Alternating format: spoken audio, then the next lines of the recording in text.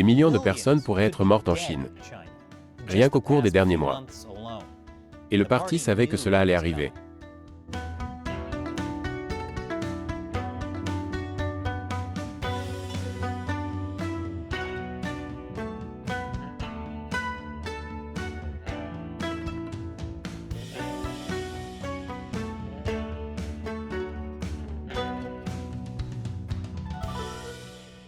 Bienvenue à Chine non censurée. Je suis Chris Chappell. Voici une question que personne ne voulait poser. 1 million de Chinois peuvent-ils mourir sans que personne ne le sache?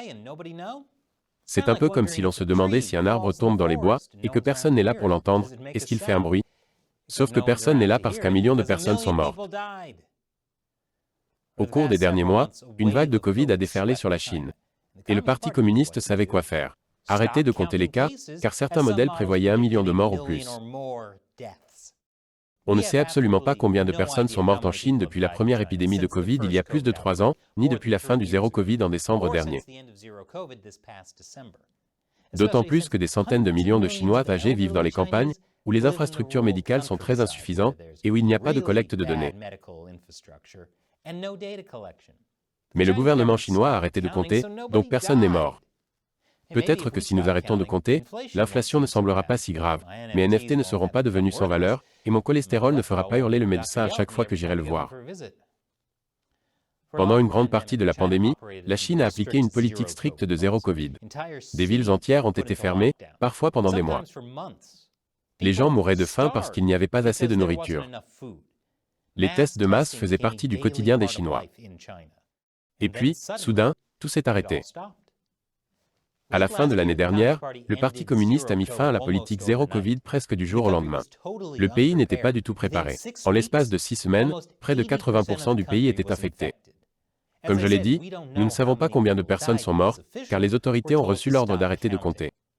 Mais les sacs mortuaires se sont empilés, et les crématoriums ont brûlé des corps à toute heure. J'ai vu des films d'apocalypse zombie dont la réaction était plus efficace que celle du zéro Covid. Le Parti communiste chinois aurait dû appeler son plan « Aube rouge des morts ». Les hôpitaux chinois étaient tellement bondés que les ambulances étaient refusées. Et partout, il y avait une pénurie de fournitures médicales de base. Pourquoi le Parti communiste n'était-il pas plus préparé? La poursuite du zéro Covid par la Chine a entraîné un faible niveau d'immunité naturelle au sein de la population, ce qui la rend vulnérable. Des millions de personnes âgées n'ont pas été vaccinées. De toute façon, les vaccins chinois ne sont pas si efficaces que ça. Les vaccins chinois, c'est comme utiliser une moustiquaire pour empêcher l'eau du tuyau d'arrosage d'entrer. Il y aura bien quelques cas de percée. Alors pourquoi la Chine n'a-t-elle pas prévu de plan pour faire face à la fin du zéro Covid? Selon de nouvelles informations révélées par l'Associated Press, la Chine avait bel et bien un plan. Et tout a mal tourné. Je vous en dirai plus après la pause. Bienvenue à nouveau. J'espère au moins qu'il y avait une publicité. YouTube essaie en fait de nous mettre sur la paille en nous coupant les recettes publicitaires, en particulier lorsque nous couvrons des théories conspirationnistes farfelues, comme celle selon laquelle le Parti communiste chinois aurait dissimulé l'origine de la Covid. La seule raison pour laquelle Chine non censurée existe est le soutien de téléspectateurs comme vous. Si vous voulez continuer à voir Chine non censurée, aidez-nous à soutenir l'émission en visitant patreon.com/China Uncensored et en contribuant ne serait-ce qu'à hauteur d'$1 par épisode. Vous pouvez également fixer une limite mensuelle si c'est trop. Et un grand merci à tous ceux qui contribuent déjà. Nous ne pourrions pas dénoncer le PCC sans vous. Selon des informations obtenues par l'Associated Press, la Chine a effectivement prévu de se retirer de l'aube rouge des morts.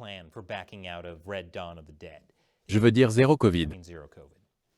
Mais tout a mal tourné, dans un parfait exemple de tous les problèmes d'un système communiste. À la fin de l'année 2021, le zéro Covid avait déjà fait l'objet de vives réactions de la part de la population. Des fermetures massives de villes comme Xi'an ont laissé des gens affamés dans leurs maisons. Les dirigeants chinois ont donc commencé à discuter de la manière de lever les restrictions. Il s'agit d'une nouvelle information. L'AP vient de découvrir un rapport du Conseil d'État chinois datant de mars 2022. Dans ce rapport d'une centaine de pages, des experts médicaux de haut niveau ont soumis au Conseil d'État, le cabinet chinois, des propositions détaillées pour préparer une sortie progressive. Le rapport contient notamment des propositions visant à relancer la campagne de vaccination de la Chine qui piétine, à augmenter le nombre de lits dans les unités de soins intensifs, à stocker des antiviraux, et à ordonner aux patients présentant de légers symptômes du virus Covid-19 de rester chez eux. Cela semble vraiment sensé. Tellement sensé que je suppose qu'ils ont volé l'idée à d'autres pays. Le Parti communiste, fidèle à lui-même, a ensuite élaboré une horrible copie chinoise de ses plans qui a immédiatement échoué.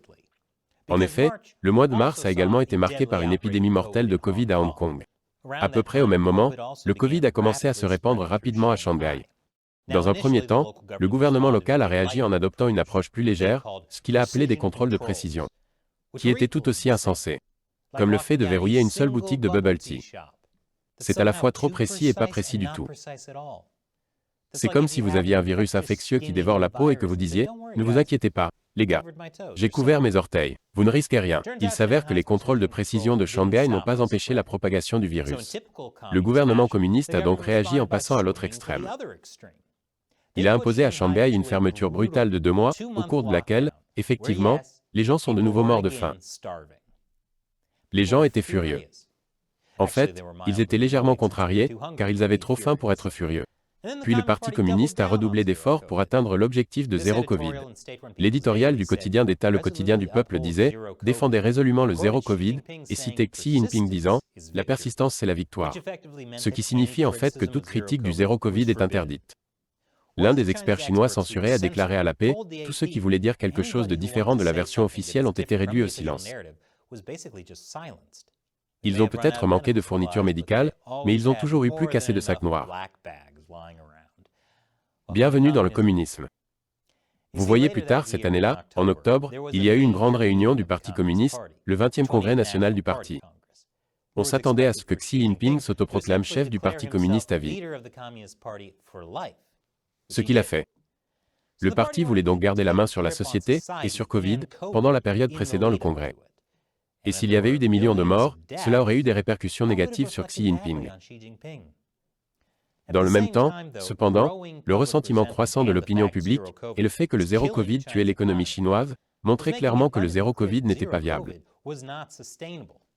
et qu'il n'était pas non plus très efficace. La Covid a tout de même continué à se répandre.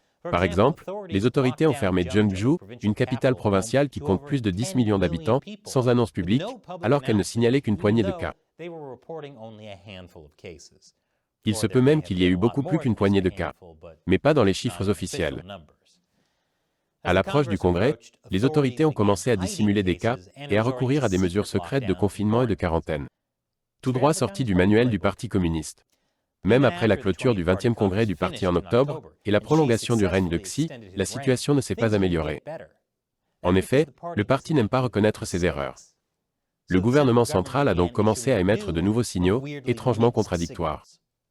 Le 10 novembre de l'année dernière, Xi a déclaré que les fonctionnaires devaient adhérer à une prévention et à un contrôle scientifique et précis.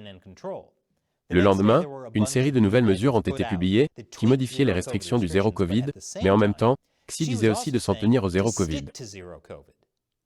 C'est comme si l'on jouait à feu rouge, feu vert, et que la première chose que l'on criait était feu violet. Les fonctionnaires locaux ne savaient donc pas quoi faire. Et n'oubliez pas que les fonctionnaires pouvaient être rétrogradés, ou licenciés, ou pire, si le Covid éclatait dans leur région. Les politiques en matière de Covid changeaient donc constamment. Par exemple, la capitale de la province de Hebei a été fermée, ouverte, et fermée à nouveau en l'espace de 9 jours. Xi Jinping a alors tenté d'aider la situation en appelant les responsables de la ville et en leur demandant de prendre des mesures qui ne soient ni trop strictes ni trop souples. Merci pour la clarté. Qui a-t-il chargé de prendre ces mesures? Boucle d'or? C'est alors que la digue a cédé. Fin novembre, des manifestations massives contre le zéro Covid ont éclaté dans toute la Chine. Les manifestants scandaient même « PCC, démission, Xi Jinping, démission ».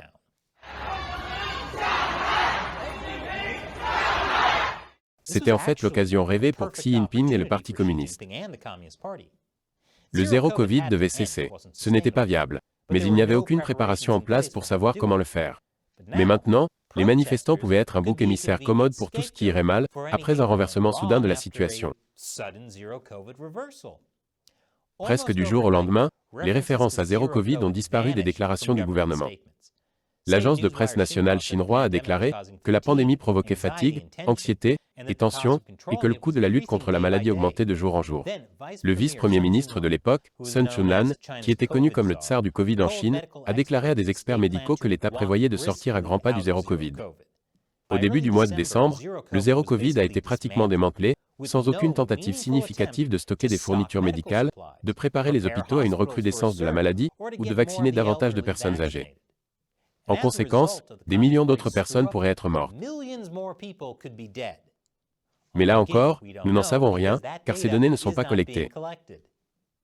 Tout cela peut vous sembler une catastrophe si vous vivez dans une sorte de démocratie libérale qui accorde de l'importance à la vie humaine.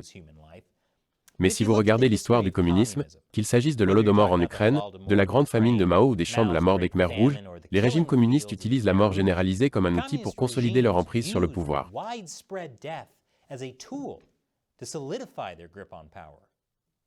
Les dirigeants du Parti communiste chinois sont peut-être cruels, mais ils ne sont pas stupides. Ils savaient ce qui se passerait s'ils renonçaient soudainement à zéro Covid. Ce nouveau rapport de la paix montre que les hauts responsables avaient été prévenus. Et ils l'ont fait quand même. Je perçois une tendance. Les régimes communistes sont responsables d'un si grand nombre de morts que même les personnes qui le souhaitent ont du mal à les compter. Chine non censurée n'existerait pas sans le soutien de téléspectateurs comme vous. Si vous souhaitez contribuer, nous avons récemment mis en place un moyen d'effectuer des paiements récurrents de n'importe quel montant sur PayPal. Le lien se trouve dans la description. Aujourd'hui, je vais répondre à une question posée par une personne qui nous soutient sur notre plateforme de médias sociaux exclusive, Local. Aujourd'hui, c'est Eginator qui pose la question. Si vous étiez le conseiller suprême du monde libre et que vous aviez le double mandat de le protéger du PCC, tout en évitant de déclencher une crise économique mondiale, quelles seraient vos 3 principales recommandations politiques? Question intéressante. Je suppose que nous partons du principe que j'aurais un pouvoir absolu. La première chose que je ferais serait donc de faire fondre l'or de tout le monde et de créer une statue géante à mon effigie. Mais je suppose que cela provoquerait probablement une crise économique mondiale. En supposant que j'ai le pouvoir absolu et la capacité de maîtriser mon orgueil démesuré, je ferai du découplage avec la Chine une priorité. Je ramènerai l'industrie manufacturière aux États-Unis ou au moins dans des pays qui n'essaient pas de nous détruire. J'empêcherai les entreprises américaines d'investir dans des sociétés chinoises qui sont secrètement liées au Parti communiste chinois et à l'armée chinoise. Et je sanctionnerai toute entreprise chinoise impliquée dans l'État, c'est-à-dire pratiquement toutes les entreprises. Nous ne faisons pas d'affaires avec les entreprises qui travaillent en Iran, et nous ne devrions pas non plus en faire avec celles qui opèrent en Chine. Et je pousserai les États-Unis à investir davantage dans les pays que la Chine tente d'influencer, en particulier les pays insulaires du Pacifique. Les États-Unis y ont laissé un vide de pouvoir dans lequel le Parti communiste a été plus qu'heureux de s'engouffrer. Il est évident que tout grand changement de politique serait perturbant pour l'économie mondiale. Mais se découpler de la Chine aujourd'hui permettra d'éviter une catastrophe bien plus importante à l'avenir. Merci pour votre question, Eginator. C'était une belle expérience de pensée. Et merci à tous d'avoir regardé cette émission. Vous pouvez soutenir Chine non censurée en versant une petite contribution mensuelle sur Local. Vous aurez accès à une plateforme de médias sociaux exclusive à Chine non censurée, où vous pourrez discuter avec d'autres fans, Matt, Shelley et moi-même, et me poser vos questions. Il s'agit de chinauncensored.locals.com. Le lien se trouve ci-dessous. Encore une fois, je suis Chris Chappell, à la prochaine fois.